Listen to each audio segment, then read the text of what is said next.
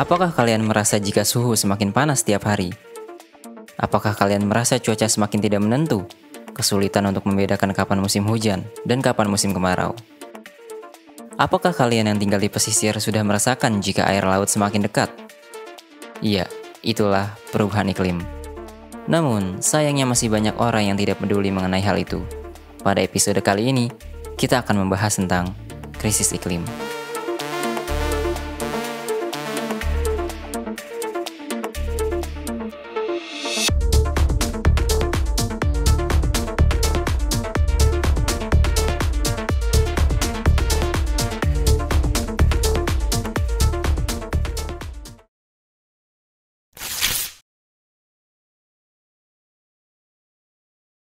Adaptasi perubahan iklim. Entire ecosystems are collapsing. I was on school and then I heard about climate change. So here's my wild idea. Don't choose extinction.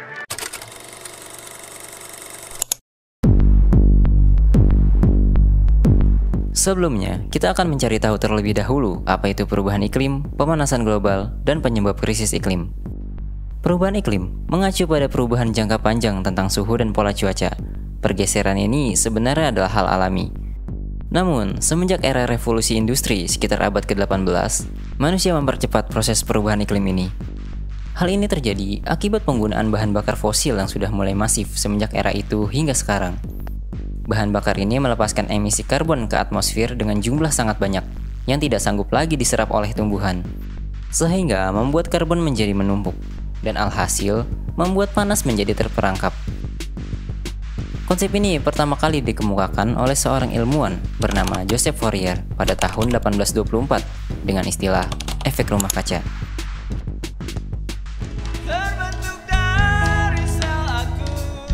Efek rumah kaca menyebabkan kenaikan suhu bumi secara global. Bagaimana pemanasan global ini mempengaruhi bumi? Suhu panas yang meningkat akan bisa kita rasakan dalam kehidupan sehari-hari. Dapat banyak membuat perubahan pada kondisi alam di bumi. Es di kutub akan mencair dan meningkatkan volume air laut. Punahnya beberapa spesies makhluk hidup. Siklus cuaca pun menjadi berubah. Badai dan bencana seiring kondisi ini. Banjir, tanah longsor, kebakaran hutan adalah resiko yang akan kita hadapi. Sebagian dari hal yang disebutkan sudah bisa kita lihat di depan mata. Bahkan saudara-saudara kita yang lain bukan cuma melihatnya, melainkan sudah merasakannya secara langsung. Kenapa sepatunya diangkat? Banjir lah. Pemanasan global dan perubahan iklim yang tidak alami ini akan menyebabkan krisis iklim dan keseimbangan alam di bumi pun akan tergoyahkan. Korban-korban bagi penghuni bumi, yang tentunya bukan cuma manusia, juga akan merasakan hal yang sama. Mereka tidak akan melawan. Yang bisa dilakukan hanya mencoba bagaimana bertahan dari hal yang diakibatkan bukan karena salah mereka. Tetapi justru mereka lah yang terkadang harus menanggung penderitaan terberat akibat kondisi yang tidak bersahabat ini.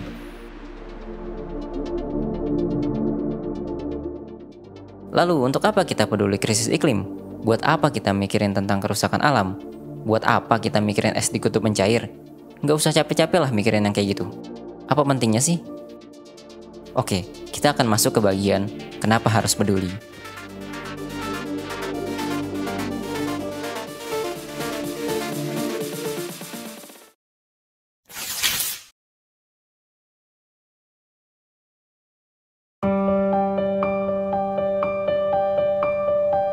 Kita tidak perlu jauh-jauh melihat apa yang terjadi di luar sana. Cukup lihat apa yang sudah terjadi di dalam negeri kita. Kita akan pergi ke puncak tertinggi di negeri ini. Ya, pegunungan Jayawijaya. Es abadi yang berada di puncaknya nampaknya sudah tidak lagi abadi. Menurut BMKG, es di sana akan mencair pada tahun 2025. Kita juga mungkin sudah sering dengar tentang Jakarta yang ingin tenggelam. Yap, itulah salah satu dampak perubahan iklim. Jakarta hari ini tak pernah. Bahkan, sebenarnya bukan hanya Jakarta yang diprediksi akan tenggelam. Beberapa tempat di pesisir pantai utara Jawa juga mengalami resiko yang sama. Semarang, Pekalongan, Bekasi adalah contohnya. Itu mulai tahun 2000-an udah hampir semuanya habis, Mas. Habis sama air pasang itu. Waktu itu ya kondisi bertahap, air setiap tahunnya tambah tinggi. Ini di depan Ibnu ini apa sih? Lapangan atau kolam? Lapangan dulunya. Terusnya kena banjir terus jadinya jadi begini. Gimana? Begininya tuh gimana? Jadi ya baik lumpurnya, baik lumutnya, sampah. Dalam nggak sih ini? Dalam. Selain karena penurunan tanah di wilayah tersebut, mencairnya es di kutub juga berperan meningkatkan volume air laut. Tidak perlu dijelaskan mendalam, dampaknya sudah jelas terhadap masyarakat. Ini dapat menimbulkan kerugian sosial dan ekonomi. Kotaku yang indah berseri, bising knalpot indahnya siang hari, panas mentari ditambah polusi. Oh kotaku pencipta padamu. Suhu panas yang mungkin sudah bisa kita rasakan di kehidupan sehari-hari. Kebakaran hutan, siklus cuaca yang tidak menentu, dan bencana alam membuat terjadinya gagal panen, kelangkaan pangan, krisis air bersih, dan masalah kesehatan. Banjir dan longsor di sebagian tempat juga diakibatkan oleh krisis iklim ini.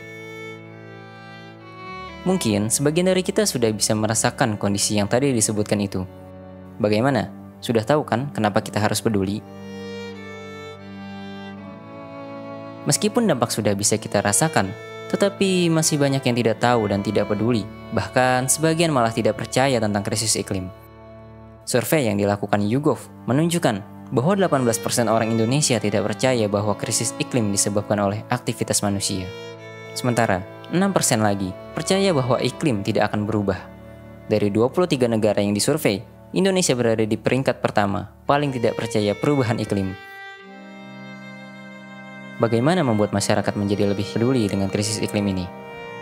Sebelumnya, kami ingin disclaimer terlebih dahulu bahwa ini hanya pendapat dan asumsi, jadi kemungkinan bisa saja salah. Tentunya, edukasi dan pendidikan adalah hal yang paling utama. Tetapi menurut kami, media juga berperan penting dalam memberikan informasi mengenai krisis iklim ini. Di mana ketika seseorang terus-menerus terpapar suatu informasi, maka dia akan semakin peduli tentang hal itu. Disinilah peran media penting untuk memberikan informasi tentang krisis iklim. Peran influencer juga sangat penting. TikTok, YouTube, Instagram, Twitter. Istilah influencer menjadi sering digunakan akhir-akhir ini. Ya, mereka memang penting, karena nyatanya orang cenderung mudah terpengaruh oleh idola mereka. Hal-hal tadi adalah pendapat dan asumsi kami tentang bagaimana membuat orang peduli terhadap krisis iklim. Apakah kalian punya pendapat lain? Mari kita berdiskusi. Silakan tulis di kolom komentar. Lalu selanjutnya, apa yang harus kita lakukan untuk mencegah krisis iklim ini?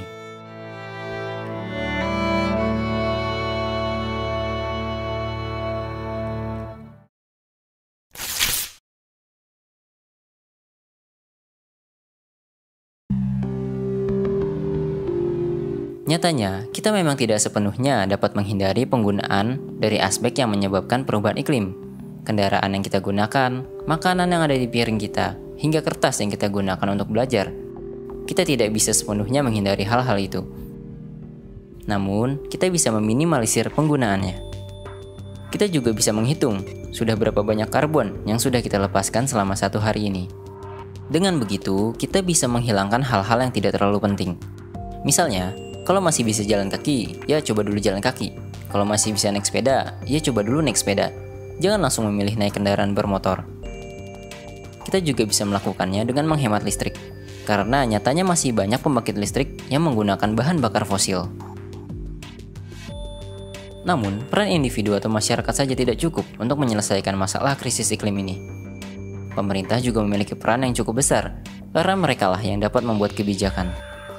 Bagaimana pemerintah dapat membuat kebijakan tentang transformasi dari penggunaan energi fosil ke energi terbarukan? Akankah misi pemerintah untuk mengurangi emisi karbon pada 2030 akan benar terwujud? Apakah konferensi perubahan iklim yang dilakukan PBB dapat membuahkan hasil? Mari kita tunggu saja. Berdasarkan konferensi perubahan iklim yang sudah diratifikasi, Indonesia memiliki target penurunan emisi GRK sebesar 29% pada 2030.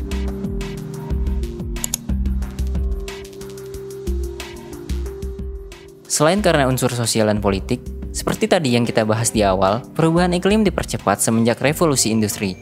Ya, perubahan iklim juga tidak lepas dari bisnis. Karena nyatanya, aspek penyebab krisis iklim adalah hal yang bernilai ekonomis. Mungkin para pemilik modal harusnya tidak hanya memikirkan uang dan keserakahan tanpa mempedulikan dampak jangka panjang yang akan terjadi. Dari sinilah kita bisa melihat bahwa peran masyarakat saja memang tidak cukup. Isu krisis iklim juga tidak lepas dari aspek politik dan ekonomi. Semua harus bekerja sama untuk masalah ini. Jangan sampai krisis iklim ini akhirnya keburu menampar wajah kita dengan keras. Pencegahan krisis iklim memang adalah hal yang kompleks. Tetapi kita lakukan saja apa yang bisa kita lakukan. Dampak krisis iklim sudah kita bisa lihat di depan mata. Dan kita-kita juga yang merasakannya. Jadi masih nggak peduli sama krisis iklim. Sekian dulu video kali ini. Terima kasih. Most feedback loops, additional warming hidden by toxic air pollution, or the aspects of equity and climate justice